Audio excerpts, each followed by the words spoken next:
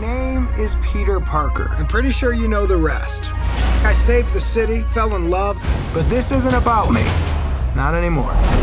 There's a new Spidey in town as a web slinger swings into theaters this weekend. Here with more on Spider-Man Into the Spider-Verse is Mike Scott, movie writer for NOLA.com, The Times-Picayune. Hi, Mike. Good morning. Good morning to you. Okay, another Spider-Man film. Another Spider-Man. This was a little different, though. As you can see, it's animated. Yes. It's a highly stylized animation.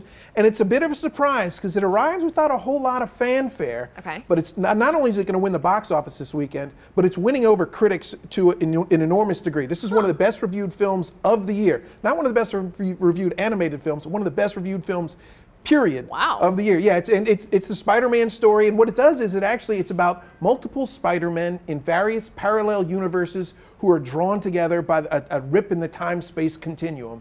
And as I said, it's getting great reviews it's getting high marks for its action, for its sense of humor. It's a movie that'll appeal to a wide range of audience members. It's rated PG, so the little ones can see it, but big Spider-Man fans are going to enjoy this one as well. Up till this point in the year, I thought that Wes Anderson's Isle of Dogs was a slam dunk for the Oscar for Best Animated Picture. I think we have a race now. Ooh, all right, now we have to see it.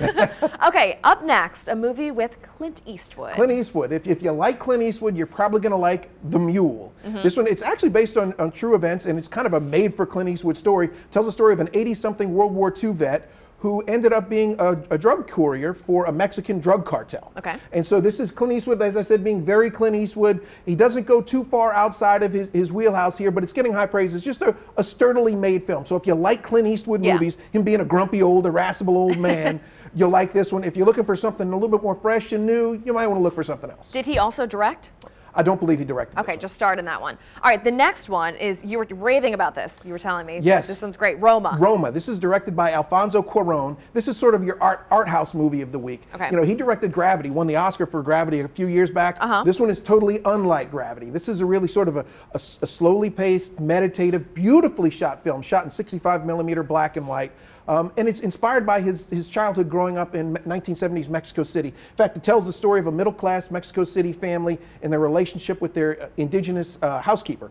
And so we don't get really a straight arrow narrative. It's more a series of vignettes. But as I said, in addition to being visually beautiful, it's a beautiful story that just sort of opens a window onto a life that we never would have had the privilege to have seen otherwise, or most of us wouldn't have. And you were telling me that this actually opens on Netflix, but also at the Broad Theater here in New Orleans. Yeah, it's a Netflix film, and so you could see it on your tiny screen, but if you love cinema, you need to go see it on the big screen, because it's just gorgeous, and it'll just sweep over you. There are too many distractions if you want to watch it at home, in my opinion. Okay, well, you got some options there. And then last one, The Favorite. This is another really good one. This is one of my favorite films of the year. And it looks like kind of your standard Oscar costume drama. It's got the costumes, the big wigs, the plush sets and everything. It tells the story about Queen Anne of England.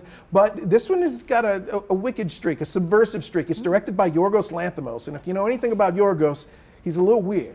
He's a little weird. And so this one kind of gives you these unexpected surprises. You got three great performances.